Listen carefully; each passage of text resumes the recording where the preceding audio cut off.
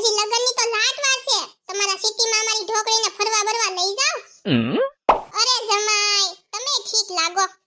મારા લગન નતા થયા ને તમારા હાહરા રે, ઈ પેલા હું 17 છોકરા રે ફરી આવી. લગન તો નતા કર્યા, તોય ફરી આવી. તમે લઈ જાવ મારી ઢોકળીને. લઈ જાજો હો તમારી સિટીમાં. આઝાદ હારું હાલો. જય શ્રી કૃષ્ણ.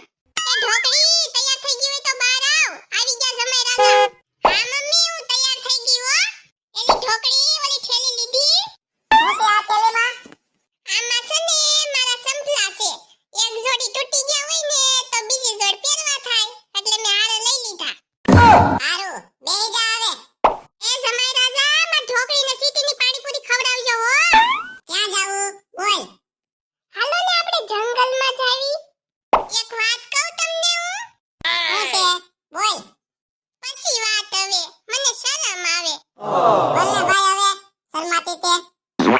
હાચીન કહું, પણ મને શરમ આવે. તો કાઈ નહીં. કહી દો હવે, તમાર જેવું કોણ થાય? તમે મને કેટલો પ્રેમ કરો છો? ઈહોડાના દીકરા જેટલો. Oh no! નાના ગાંડી, હું તને બહુ પ્રેમ કરું છું. હું તને એટલો પ્રેમ કરું કે તારું એટલું ઝેર પણ પી જાવ. તો આપણી સ્ટોરી ઉપરથી એક પિક્ચર બની જાય હો. હા, બની જાય હો. હાલો ને આપણે એક સેલ્ફી લેવી.